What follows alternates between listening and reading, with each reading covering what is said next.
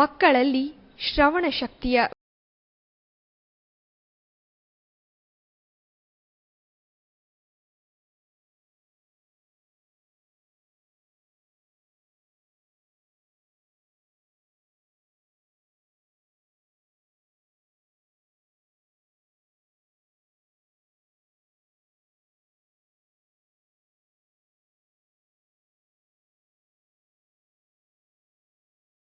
ಮಗುವಿನ ಮಾತಿನ ಮತ್ತು ಭಾಷೆಯ ಬೆಳವಣಿಗೆಗೆ ಕಿವಿ ಕೇಳುವುದು ಅತ್ಯವಶ್ಯಕ. ಮಗುವಿನ ಶ್ರವಣ ಶಕ್ತಿಯ ಬೆಳವಣಿಗೆಗೆ ಮೊದಲ 2 ವರ್ಷಗಳು ಅತ್ಯವಶ್ಯಕ. ಮಗುವಿಗೆ ಕಿವಿಯ ತೊಂದರೆ ಇದ್ದರೆ ಆದಷ್ಟು ಶೀಘ್ರವಾಗಿ ಅದನ್ನು ಗುರುತಿಸುವುದು ಹಾಗೂ ಚಿಕಿತ್ಸೆ ಕೊಡಿಸುವುದು ಒಳ್ಳೆಯದು. ಶ್ರವಣ ದೋಷವನ್ನು ಕಂಡುಹಿಡಿಯಲು ಆಡಿಯೋಮೀಟರ್ ಮೂಲಕ ಶ್ರವಣ ಶಕ್ತಿಯನ್ನು ಪರೀಕ್ಷಿಸಬೇಕಾಗುತ್ತದೆ. ಇದು ಆಡಿಯೋಮೀಟರ್. ಇದು ಶಬ್ದವನ್ನು ಉತ್ಪಾದಿಸುತ್ತದೆ. ಈ ಶಬ್ದಕ್ಕೆ ಮಗುವಿನ ಪ್ರತಿಕ್ರಿಯೆಯನ್ನು ಗಮನಿಸಬೇಕಾಗುತ್ತದೆ. ಈ ಚಿತ್ರಣವು ಮೊದಲ 2 ವರ್ಷದ ಮಕ್ಕಳಲ್ಲಿ ಶ್ರವಣ ಶಕ್ತಿಯ ಬೆಳವಣಿಗೆಯ ಮಾರ್ಗದರ್ಶಿ. ಸಾಧಾರಣವಾಗಿ ಕಿವಿ ಕೇಳುವ ಮಕ್ಕಳಲ್ಲಿ ಶ್ರವಣ ಶಕ್ತಿಯ ಬೆಳವಣಿಗೆಯು ಒಂದೇ ನಮೂನೆಯಾಗಿರುತ್ತದೆ. ಈಗ ವಿವಿಧ ವಯಸ್ಸಿನ ಮಕ್ಕಳು ಶಬ್ದಗಳಿಗೆ ಹೇಗೆ ಪ್ರತಿಕ್ರಿಯಿಸುತ್ತಾರೆ ಎಂಬುದನ್ನು ತಿಳಿದುಕೊಳ್ಳೋಣ. ಹುಟ್ಟಿದ ಮಗುವು ಶಬ್ದಕ್ಕೆ ಬೆಚ್ಚಿ ಬೀಳುತ್ತದೆ ಅಥವಾ ಕೈಕಾಲುಗಳನ್ನು ಚಲಿಸುತ್ತದೆ. ಕಣ್ಣು ತಿರುಗಿಸುವುದು, ಅಳುವುದು, ಅಳುವನ್ನು ನಿಲ್ಲಿಸುವುದು ಇತರ ಪ್ರತಿಕ್ರಿಯೆಗಳು. ಶಬ್ದ ಕೇಳಿದ ನಂತರ ಮಗುವಿನ ಚಟುವಟಿಕೆಯಲ್ಲಿ ಯಾವುದೇ ವ್ಯತ್ಯಾಸ ಕಂಡುಬಂದರೂ ಅದನ್ನು ಶಬ್ದಕ್ಕೆ ಪ್ರತಿಕ್ರಿಯೆ ಎಂದು ಅರ್ಥ ಮಾಡಿಕೊಳ್ಳಬಹುದು. ಹುಟ್ಟಿನಿಂದ 2 ವರ್ಷದವರೆಗಿನ ಮಕ್ಕಳಲ್ಲಿ ಶಬ್ದಗಳಿಗೆ ಯಾವ ರೀತಿಯ ಪ್ರತಿಕ್ರಿಯೆ ಇರುತ್ತದೆ ಎಂಬುದನ್ನು ತಿಳಿಯೋಣ. 1 ದಿನದ ಮಗುವಿನ ಚಿತ್ರಣದಲ್ಲಿ ಮಗುವು ಶಬ್ದ ಕೇಳಿಸಿದೊಡನೆ ಅಳುವನ್ನು ನಿಲ್ಲಿಸುತ್ತಿದೆ.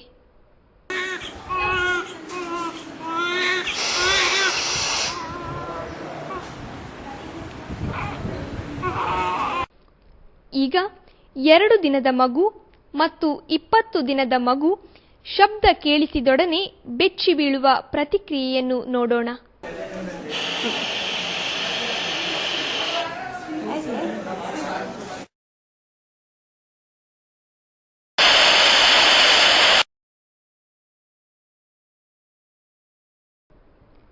ಒಂದು ವಾರದ ಮಗುವಿನಲ್ಲಿ ಶಬ್ದ ಕೇಳಿಸಿದೊಡನೆ ಉಸಿರಾಟವು ಅಸ್ತವ್ಯಸ್ತವಾಗಿರುವುದನ್ನು ಕಾಣಬಹುದು.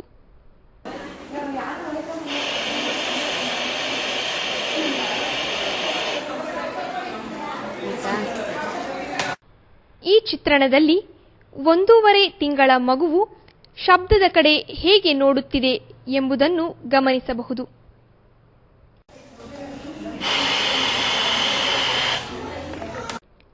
ನಾಲ್ಕರಿಂದ 8 ತಿಂಗಳಲ್ಲಿ ಮಗುವು ಶಬ್ದ ಬರುವ ದಿಕ್ಕಿನತ್ತ ನೋಡುತ್ತದೆ. ಮಗುವು ಶಬ್ದದ ದಿಕ್ಕಿನತ್ತ ತಿರುಗುವುದಕ್ಕೆ 3 ರಿಂದ 4 ತಿಂಗಳಿನಲ್ಲಿ ಪ್ರಾರಂಭಿಸುತ್ತದೆ. 5 ರಿಂದ 6 ತಿಂಗಳಿನಲ್ಲಿ ಕಿವಿಯ ಕೆಳಭಾಗದಲ್ಲಿ ಶಬ್ದ ಮಾಡಿದಾಗ ಮಗುವು ತನ್ನ ತಲೆಯನ್ನು ಕೆಳಗಡೆ ತಿರುಗಿಸಿ ನೋಡುತ್ತದೆ. 6 ರಿಂದ 8 ತಿಂಗಳಲ್ಲಿ ಕಿವಿಯ ಮೇಲ್ಭಾಗದಲ್ಲಿ ಶಬ್ದ ಮಾಡಿದಾಗ ಮಗುವು ತನ್ನ ತಲೆಯನ್ನು ಮೇಲೆತ್ತಿ ನೋಡುತ್ತದೆ. 6 ತಿಂಗಳ ಮಗುವು ಶಬ್ದದ ಕಡೆ ಹೇಗೆ ತಿರುಗುತ್ತಿದೆ ಎಂಬುದನ್ನು ಗಮನಿಸಬಹುದು. 8 ರಿಂದ 10 ತಿಂಗಳ ಮಗುವು ಇತರ ದಿಕ್ಕಿನಲ್ಲಿ ಶಬ್ದ ಬಂದಾಗ ತಲೆಯನ್ನು ತಿರುಗಿಸಿ ನೋಡುತ್ತದೆ.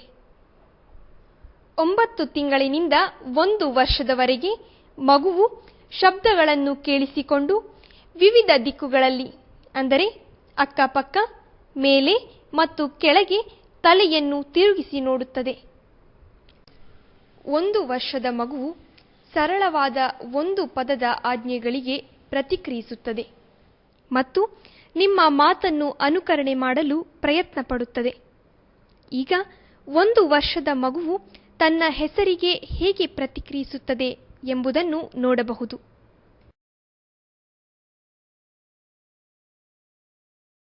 ಎಡ್ವಿನ್. 1 ವರ್ಷದ ಮಗುವು ಹಿಂದಿನಿಂದ ಶಬ್ದ ಮಾಡಿದಾಗ ಶಬ್ದ ಬಂದ ದಿಕ್ಕಿನತ್ತ ತಿರುಗಿ ನೋಡುತ್ತದೆ.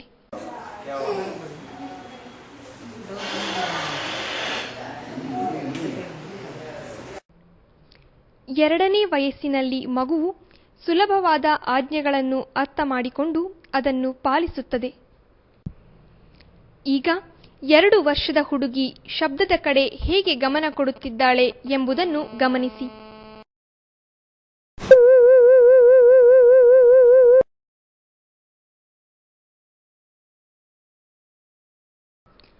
ಮನೆಯಲ್ಲಿ ಸಿಗುವ ಶಬ್ದ ಮಾಡುವ ಆಟಿಕೆ ಅಥವಾ ವಸ್ತುಗಳನ್ನು ಉಪಯೋಗಿಸಿಕೊಂಡು ನಿಮ್ಮ ಮಗುವಿನ ಶ್ರವಣಶಕ್ತಿ ಅಥವಾ ಕೇಳಿಸುವಿಕೆಯನ್ನು ಸುಲಭವಾಗಿ ಪರೀಕ್ಷಿಸಬಹುದು. ಉದಾಹರಣೆಗೆ, ಚಪ್ಪಾಳೆ ತಟ್ಟುವುದು, ಬಾಗಿಲು ಬಡಿಯುವ ಶಬ್ದ, ಗಂಟೆಯ ಶಬ್ದ, ಗಿಲಿಕಿಯ ಶಬ್ದ, ಲೋಟದಲ್ಲಿ ಒಣಗಿದ ಕಾಳುಗಳನ್ನು ಹಾಕಿ ಕುಲುಕುವ ಶಬ್ದ ಮತ್ತು ಪಾತ್ರೆಗಳ ಶಬ್ದ ಅಥವಾ ಕುಕ್ಕರಿನ ಶಬ್ದ ಇತ್ಯಾದಿ.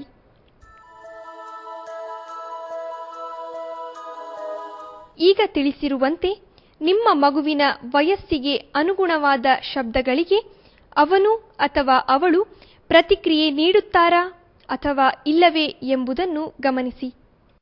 ಪುಟ್ಟ ಮಕ್ಕಳಾದರೆ ಶಬ್ದವನ್ನು ಹತ್ತಿರದಿಂದ ಮಾಡಿ, ಅಂದರೆ ಸುಮಾರು 3 ಅಡಿಯ ಅಂತರದಲ್ಲಿ. ಹಾಗೆಯೇ ದೊಡ್ಡ ಮಕ್ಕಳಾದರೆ ಶಬ್ದವನ್ನು ದೂರದಿಂದ ಮಾಡಬೇಕು. ಪ್ರಾರಂಭದಲ್ಲಿ ಶಬ್ದವು ಜೋರಾಗಿರಲಿ, ತದನಂತರ ಮೆಲ್ಲಗಿನ ಶಬ್ದಗಳನ್ನು ಉಪಯೋಗಿಸಿ.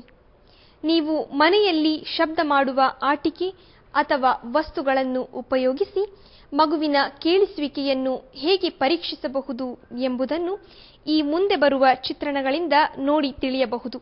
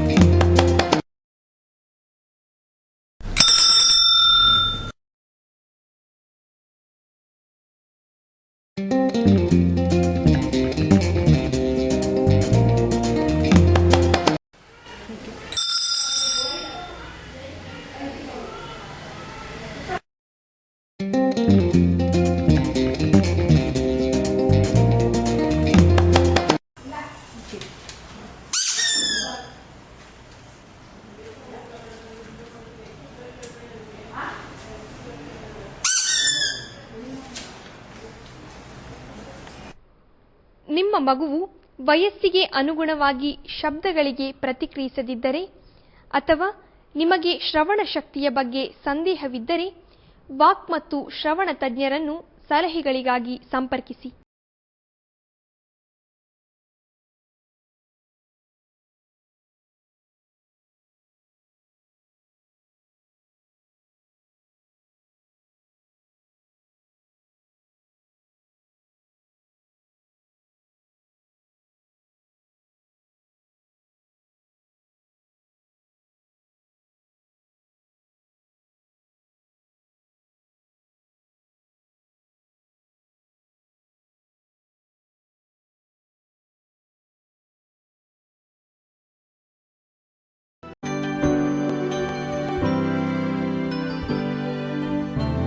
ವಿವಿಧ ರೀತಿಯ ಶ್ರವಣಯಂತ್ರಗಳು.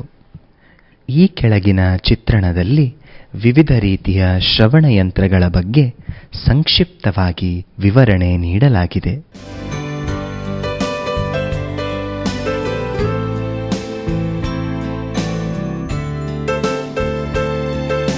ಇದು ಪಾಕೆಟ್ ಮಾದರಿಯ ಶ್ರವಣಯಂತ್ರ.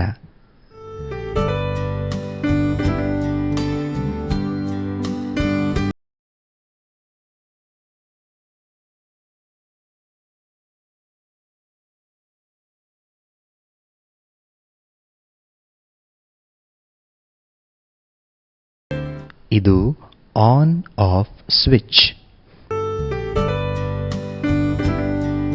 ಇದು ಧ್ವನಿ ನಿಯಂತ್ರಿಸುವ ಸ್ವಿಚ್.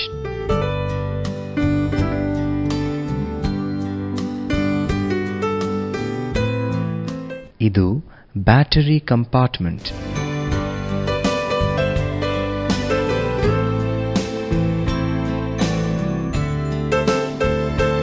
ಇದು ಕಿವಿಯ ಹಿಂದೆ ಧರಿಸುವ ಶ್ರವಣಯಂತ್ರ.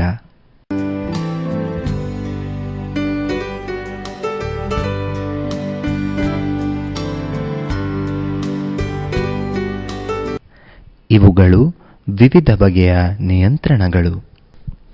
ಇದು ಬ್ಯಾಟರಿ ಕಂಪಾರ್ಟ್ಮೆಂಟ್.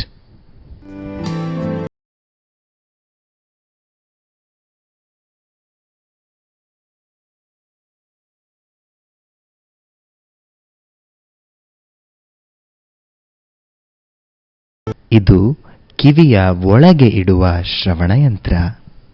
ಸಾಮಾನ್ಯವಾಗಿ ಇದನ್ನು ಐಟಿಸಿ ಎಂದು ಕರೆಯುತ್ತಾರೆ.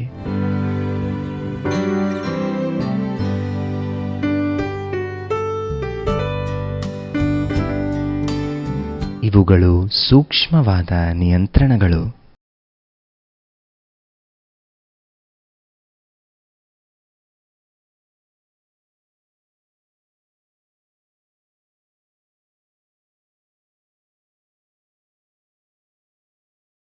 ಸಂಪೂರ್ಣವಾಗಿ ಕಿವಿಯಲ್ಲಿ ಇಡುವ ಶ್ರವಣಯಂತ್ರ.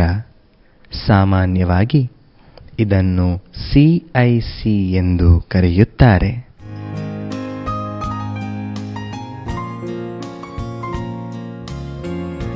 ಇದು ಬ್ಯಾಟರಿ ಕಂಪಾರ್ಟ್ಮೆಂಟ್.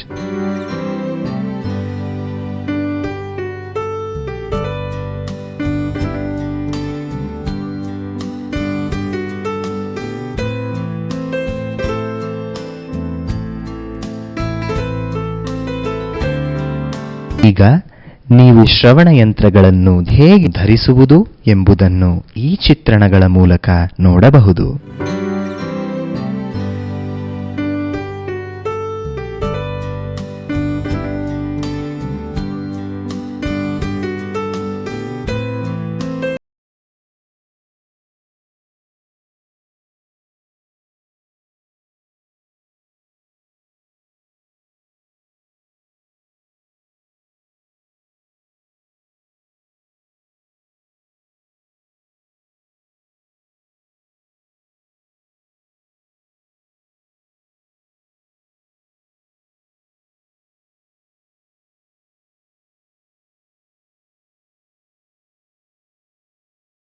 ಯಾವ ಶ್ರವಣಯಂತ್ರ ಸೂಕ್ತವಾಗಿದೆ ಎಂಬುದನ್ನು ತಿಳಿಯಲು ಶ್ರವಣ ತಜ್ಞರನ್ನು ಸಂಪರ್ಕಿಸಿ.